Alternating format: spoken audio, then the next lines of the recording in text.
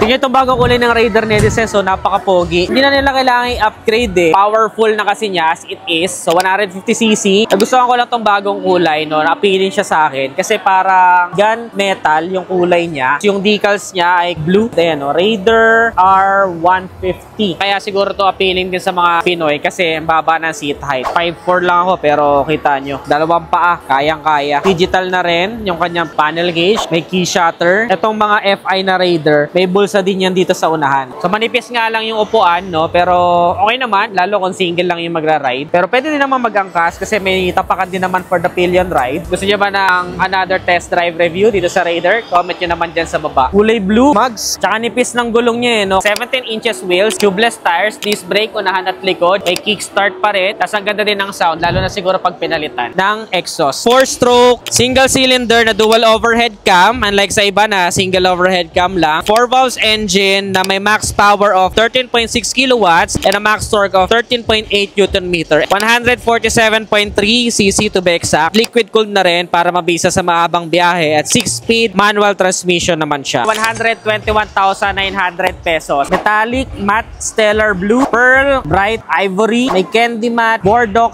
red, Titan black, at ito nire-review natin ay metallic, matte, fibroin gray. Sa palagay niyo na sulit ba? Comment nyo naman sa baba.